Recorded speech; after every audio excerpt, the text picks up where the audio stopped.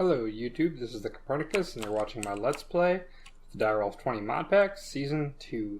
So, last episode we set up this whole quarrying system and it's been doing real good. So the first time I came back and checked it, obviously all of these were hardened strong boxes. I've since upgraded them, but the cobblestone barrel was completely full. The cash barrel of stone, which held 40,000, was completely full. And all of these strong boxes were pretty much filled to the brim with stone or cobblestone or the other kind of stones like andesite, diorite, all that stuff, and granite. So obviously we had a problem, and I came up with a pretty quick solution here. What I did was put a trash can from Extra Utilities right here, and basically what this does is it's a trash can. If you have something and you don't want it, you place it in there and it destroys it. So I have that right here, and I just have that set to filter on like marble, cobblestone, stone, diorite, granite, and andesite.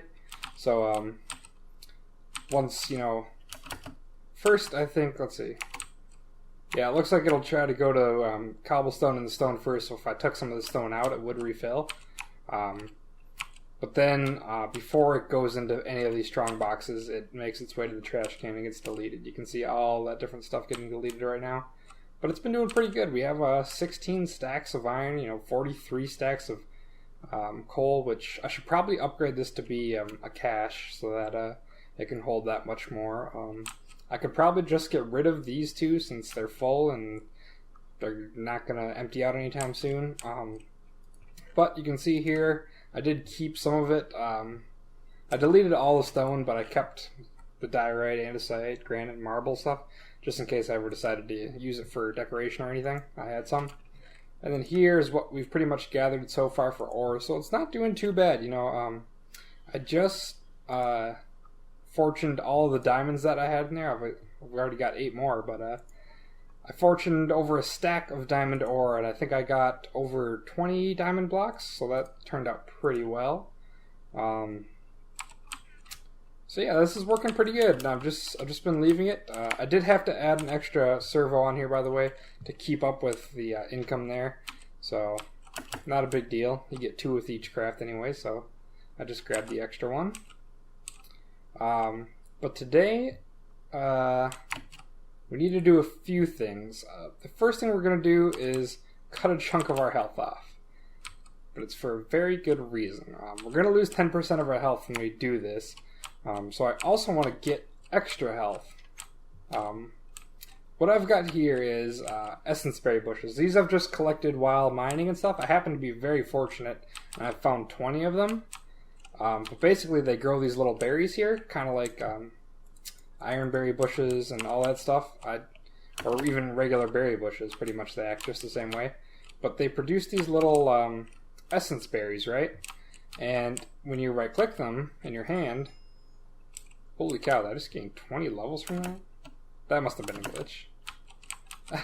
That wasn't supposed to happen. I don't think it was, at least. I guess we'll find out in a second. Yeah, that's about how much experience it gives you. So it gives you like half a level per berry. So not too shabby. And the harvester picks it up no problem, so I just replaced some of the wheat that I had in there, since we have over 16 stacks of wheat, 40 stacks of bread.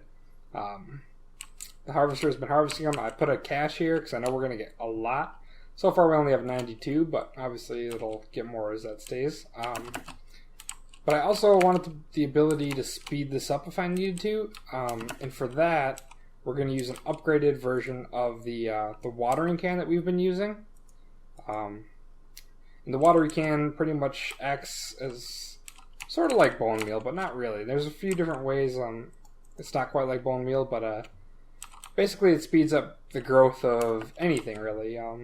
Anything from these berries to the wheat there, and it will even speed up like the growth of melons, because it actually increases the speed of the growth ticks, and it doesn't apply a bone meal effect. So even though the melon, a melon stem would be full, using a watering can on it speeds it up still, and a bone meal would not do that. So we're going to make an upgraded version of this called the reinforced watering can.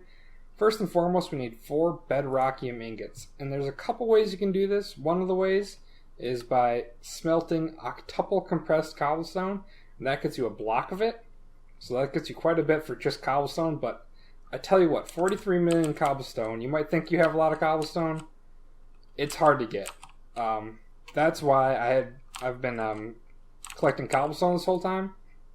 And you can see here I'm only up to 6 sextuple cobblestone. And you can see here, so we have 6 septuples, so we're nearing our first septuple. And we still have to get 9 of those for an octuple. So I'm just going to let this go. There's other things we can use bedrocking for in the future. So I'm not going to try to wait on cobble to do it. There's another recipe for bedrockium. And this one uses just a little bit of cobblestone. You can see 4 quadruple and 4 triple. And a block of diamond to get you 1. So we need 4 to make the watering can. So I have those, so that should be there. I think these go here. Oh, I'm actually going to need quite a bit more of this compressed stuff.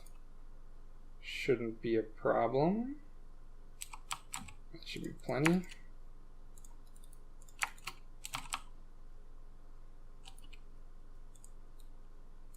There we go. There's our 4 bedrockium. And you notice you get a slowness 4 debuff when you're holding it, so just note that. I'm going to put it right here for now, just so I don't have to carry it around. It's that, this, that, and then one more very important item. That would be the soul fragment. So the soul fragment is basically a chunk of your soul, and it takes away, I think it's 10% of your health. So that's kind of a big issue. That's a whole heart.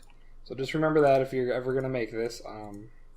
But we need it. So, am I doing this wrong? Oh yeah, that's right. You have to do this on a vanilla crafting table, or else it will not work. So, 2 unstable ingots. An obsidian gets an etheric sword. And this is one of the tools that can be made with the unstable ingots. You can make pretty much every tool that you can in vanilla, but with unstable ingots, and they have different effects. Some of them are cool, some of them are kind of useless, but all of them will never break, which is really cool. So I can find something here to attack. It's probably going to be a horse, unfortunately. Oh no, here's some wither cats. Perfect. You can see there, no durability damage taken whatsoever. So that's cool. And now they've ganged up on me. There we go. And it does a decent amount of damage. You know, 6 attack damage is nothing to scoff at for a unbreakable sword. Plus you can put, you know, sharpness on it or whatever. But if you take this and put it in your crafting grid, you can see this. You're basically cutting off your soul to get a soul fragment. There we go. I've lost 10% health, and I guess it used to just use durability of the sword, which I thought was weird, but I guess now it destroys it, which makes sense. Whatever. Not too hard to make anyways. So we have 1 soul fragment, and that will top off our reinforced watering can. Awesome. So this guy, instead of a 3x3 area like the regular watering can does, I believe it does a 7x7, and it is much faster. So I'll try to give you guys a demo here. You can just see that wheat just shoot up. It's insane. It's absolutely insane how much you get. Is this thing running? It has seeds. Okay, good. So I could just sit here and water these berries. Look at all of them grow. Like, that's a lot of experience right there. Harvester can't even keep up. That's nuts. And another cool thing about the reinforced watering can is that it allows it to be used in machines that automatically right-click for you. So there are some machines that can like right-click and use items, and if you put a regular one in there, you can see it's broken here. They have an item for the broken one. So if you put the regular one in there, it'll break and won't let you do it, but the reinforced watering can will let you. So I could set up this to automatically water, which I might. Probably just use like an autonomous activator. Some thermal expansion here. Great little block. It allows you to right click or left click items, or swords or watering cans or whatever, pretty much. And it's pretty easy to make. It just requires a bit of power. So I would just have to run some power over there. So I think I'm going to do that. I think, you know what, I might even run it over here, just because I think that'll still spread through the wall. And I really actually don't want to get it on the wheat. I don't want a huge influx of wheat. I don't have the capacity for it. So we'll see how that plays out. But we also want to get some health back, right? So we're going to make a nifty item called Heart Canister from Tinker's Construct. There are 3 tiers of this. I believe only the first 2 are craftable. Yep. It requires a red heart, a necrotic bone, an empty canister, which is either some tin and a bone or some aluminum, and a jeweled apple, which is an apple with 4 diamonds. So I'll demonstrate one of these for you. I think I actually only have 1 necrotic bone. We might have to do something about our wither situation. You might need a wither skeleton spawner or something. But anyways, this is fine to start with. Can always get more necrotic bones. There's that. We need 4 diamonds. You can see there I've got like 11 stacks of diamonds plus 48 there. Doing real well on my diamond supply now. And even on my iron. I've got a few stacks here. Plus you saw the iron that was waiting for me in my barrel by the quarry. And the final thing we need is a red heart. Ooh, we only have 1. We have 4 yellow ones, and I believe these can craft down to reds. I might do that just because you get a yellow heart every single time you kill the wither. So it's not too hard to farm. Again, I just need a wither farm, so another good reason to get one. So I think I'm going to craft all these down into red hearts. So we're going to do this, and there we go. Permanent health increase. So you can click this little armor tab up by your up in your inventory, and you hear these right slots here are for your heart canisters. So if we put one in there, you can see down in the bottom my hearts increase. So now I have full hearts again. But that's not all we can do. We can have up to 10 of these guys here and really increase our max health beyond what you can in normal vanilla. And you can also add another 10 yellow heart canisters. And those require a red heart canister, so you have to craft more of those, plus a yellow heart, plus a golden apple, which is a ton of gold. So we might not get into that for a while. We can certainly try to get more of these red heart canisters. So I'm probably going to go farm some withers. I might, or wither skeletons, I should say. I might come up with a way to automatically spawn them. I haven't quite decided yet. I'll have to look into my options. But I'll be back in just a minute with either my plan for a wither spawner or just a few more red heart canisters. Alright guys, so after messing around a bit, I decided that it is time to go kill the ender dragon. I've been kind of low on ender pearls for a while, especially after building that quarry and everything I needed to get it. I'm just kind of tired of hunting endermen, so I decided to go to the end and kill the ender dragon. So when I first started throwing my ender pearls, they were leading me that way, and you can see where that mark is.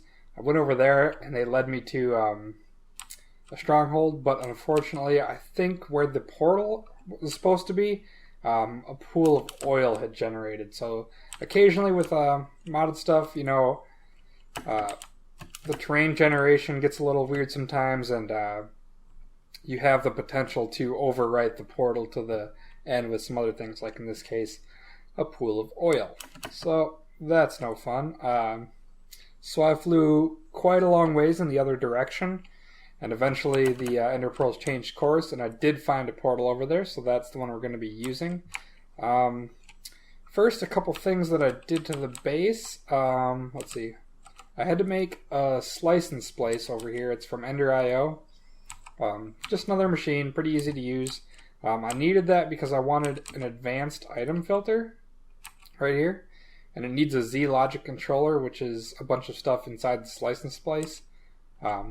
I did this because, so I'll put my ores in this chest now, and when they get processed through the segmill, they usually come here, and then I have to bring them over here to the alloy smeltery, and then they finally get cooked into ingots. So now I have an item conduit here that has all the different kinds of dusts I can get, but not things like I can get sulfur and cobblestone, but I don't want those smelted, so I can selectively choose which ones travel across here and into this chest. So basically, once I put my ores in here, my ingots will pop out over here, and it'll work pretty good, I think. And if I need to, I still have a bit of space in the filter here for other ones, so that's cool. Another thing I did, let's see, I upgraded these barrels to caches because they were getting quite full. So now you can see I have plenty of room, 160,000 for each one of these guys. And so I can just let that farm run without any worries. I also upgraded our experience storage.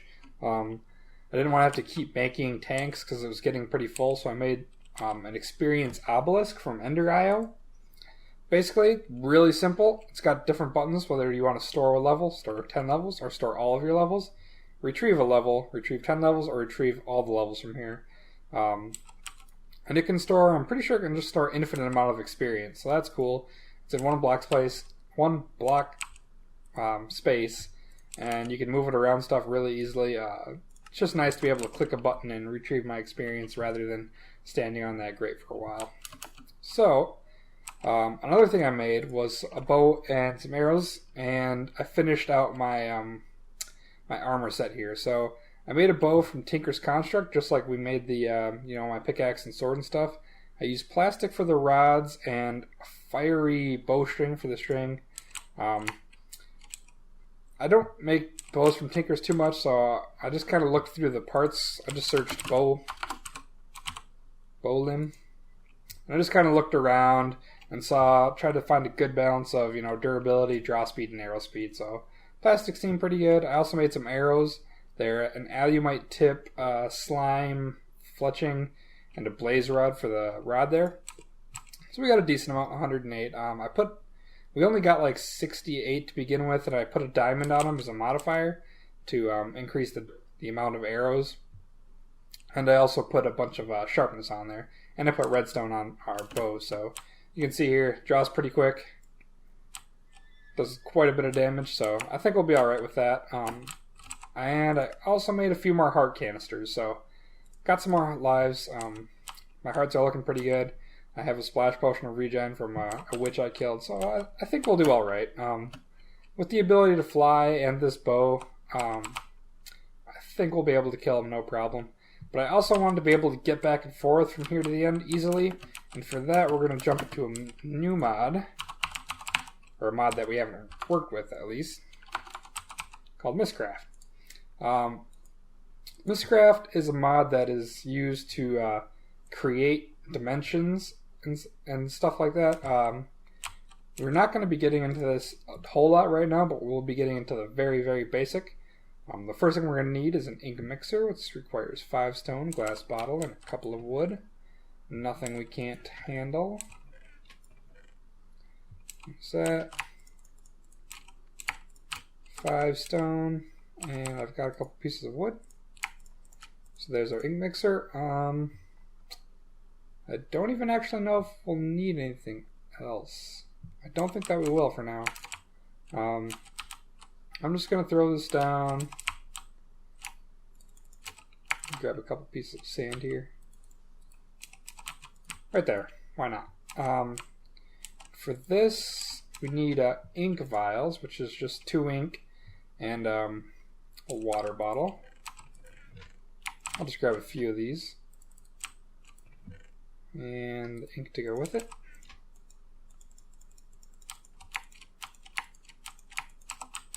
That should be good. We're also going to need a couple pieces of paper. And these get us link panel pages. So basically, what we're going to do is use books to teleport between dimensions. And I believe, what do we need? A piece of leather, is it? Yep, so if you combine a piece of leather with the link panel, look at this unlinked link book. And we're going to want to link one of them to our home base here, so might as well do it right there. You just shift right click, and it will link the book to the overworld. And we're going to save this unlinked one and link it to the end when we get there. We're also going to want a couple book stands. We'll put one right there for now. That'll be the one that holds the end book. Let's see what else. We'll grab some end stone when we're there, just so we can make a fortress. Or not a fortress, but just a room where we can put the other book. And I think that's it.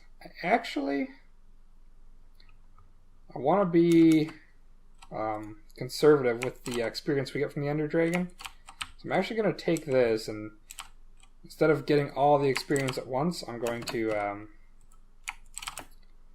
get some of it, deposit it, get some of it, deposit it, just because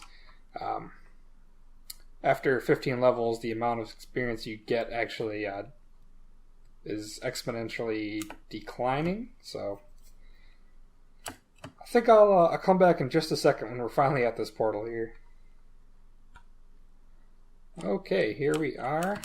I marked it out where the portal is. There we go.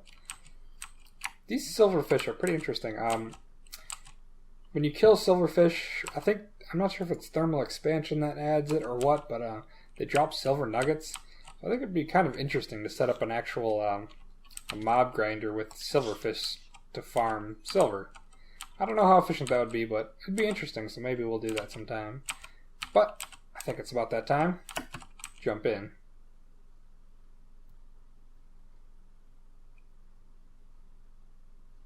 Okay, here we are. First thing, obviously, I want to take down these towers. There's the Ender. Ooh, these arrows do a good amount of damage. That's good.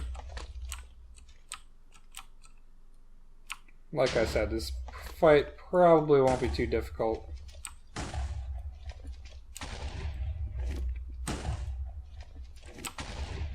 That looks to be all of them.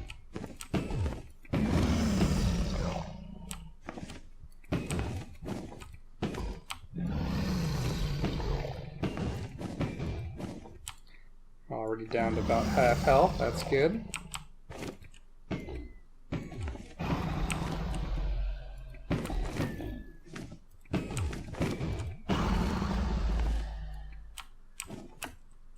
Come here, Ender Dragon.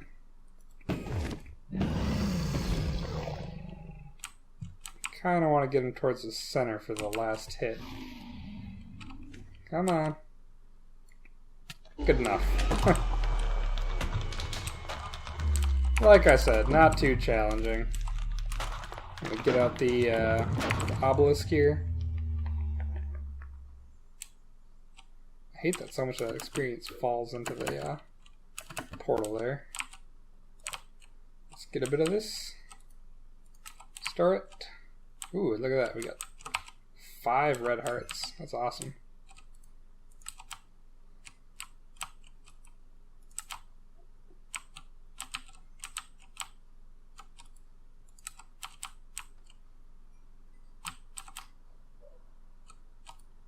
Just trying to conserve a bit of this experience. So we will have a lot eventually with that farm we have going, but right now we're kind of short, and I do want to enchant my gear here. My, those Endermen are loud. Alright, so we got that. Probably just take this. And that. Where did that teleport to? Right there. Let's get that dragon egg. The old torch trick. There's a few uses for this. Some magic bee stuff. And I don't know if they still have it, but not thermal expansion. It doesn't look like it. Industrial Craft used to have a machine that would generate energy off of a dragon egg, which is pretty cool. Oh yes, almost forgot. Another thing that's cool in the end is we haven't found any of these yet. Sometimes you can find them in dungeon chests and other things. But these ender lilies, look at that, we got 2 right off the bat. These ender lily seeds are from extra utilities, and you can actually plant them like you see here. And once they're fully grown like this, they actually produce ender pearls. So it's It's a good way late game, I would say, to produce. Actually, you know, it's good all around. Just to have a few growing at any given time during early game is nice, but it's also nice once you have a ton of them to have a huge ender pearl farm. You can generate energy off of them and all sorts of things. So I'm just going to go around. I'm going to gather these. I'm also going to get a few ender pearls while I'm here, kill a few endermen. And I'm going to make sure that I link the book so that I can come back here at any time. And I'll be back in just a little bit. Alright guys, so I got plenty of ender pearls in the end. You can see there I got about 9 stacks, so that's pretty decent. And I was thinking of what to do next, and I decided that we need to advance our career of being a botanist and get a little bit further in Britannia here, now that we have all this nice infrastructure. You can see I still have a full pool. I've been crafting quite a bit of stuff. You can see all these different ruins and things. Still have a full pool there, and we're creeping up to a full pool there too, so all good stuff. And I think we still have plenty of bread too. Yep, still have over 2,000 bread, so that's pretty good. The next step in Britannia is kind of like a milestone, so it's a pretty big venture, and basically involves creating a portal to a place called Alfheim. You can see here it's the portal to Alfheim, and it kind of explains how to make it. And to make it, we're going to need one key ingredient called terrasteel for a few different things. So if you look up terrasteel, you have to pretty much craft one of every one of the basic runes, and you get a terrestrial agglomeration plate. And you put the plate on this pattern of living rock and lapis, so 5 living rock, 4 blocks of lapis. You put the agglomeration plate down, and this is where you craft terrasteel. It's crafted by placing 1 mana diamond, 1 mana pearl, which is kind of why I needed ender pearls, and 1 mana steel ingot. So it sounds cheap, but it takes about a half of a pool of mana just to make 1 ingot. So in terms of mana cost, it is not cheap at all.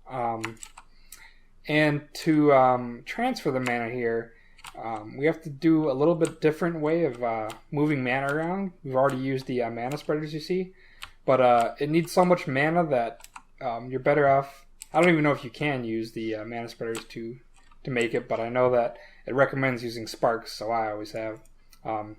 Sparks are interesting. They transfer mana quite a bit faster than mana spreaders, at least the basic ones, and they do it a little bit differently. You don't have to kind of point, where you want it to go. It just kind of makes a network of mana, more or less. So you just right-click to place them down, and you can see I right-click there. The spark just kind of appears in the air there with cool little effects going on. And then you just put sparks on all the other pools that you want to send mana to this thing with. So I'm going to put it on both of these, actually. I think they're invisible, so it shouldn't matter. I hope this works. Okay, so it seemed to place it there, even though there's a mana spreader in the way, which is good. Yeah, it's kind of just hovering there. So that should be fine. I think it kind of more attaches to the pool and doesn't really matter where the spark actually is. So this should be able to draw mana from both of these pools at once, which is good. And the more pools you have, the faster this terrasteel will get created. So I'm going to grab one of each of these, and I'm also going to grab ender pearl here. Turn that into a mana pearl. And basically you throw all of them down on the plate, and then it just kind of crafts. So you want to make sure not to pick them up accidentally after you place them down. As you can see there, it's drawing mana from this place. I think it actually doesn't look like it's drawing mana from the one underground. So I don't know if that's because it's too far away or what, but it doesn't look like it's that far. Anyways, you can see there, we sucked up a ton of mana. Actually, this might be able to tell me. Yeah, that mana pool dropped considerably. I would say it was drawing from both, I think, even though it didn't look like it. But, there we go. Got our piece of terrasteel. And we can continue to further our adventure to make the portal to not Elfheim. Alfheim. So we need one Elven Gateway Core, which is a bunch of living wood and some Terra Steel nuggets. Should not be too hard, considering we basically have an infinite supply of living wood. There's our Gateway Core. We're also going to need 2 Natura Pylons, which is an upgraded Mana Pylon. So we need, let's see, 4 Mana Steel Ingots and 2 Mana Steel Diamonds. I just made a bunch of this stuff in preparation. Also going to need 4 pieces of gold.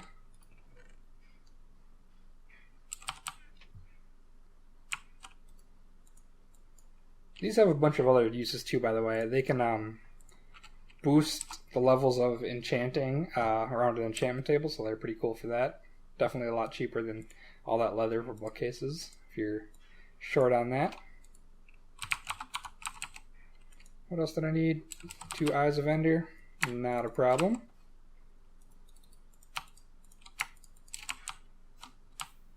Ouch. We also need 2 mana pools.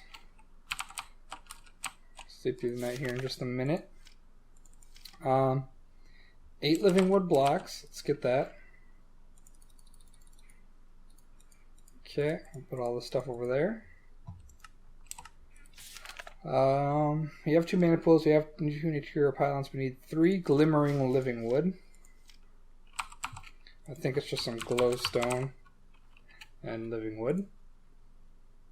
Living wood, glowstone, yep. Pretty easy. Let's take a nap quick.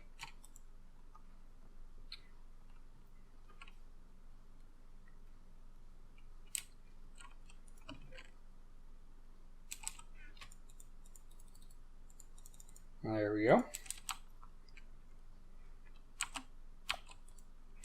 Let's see here. Is that it?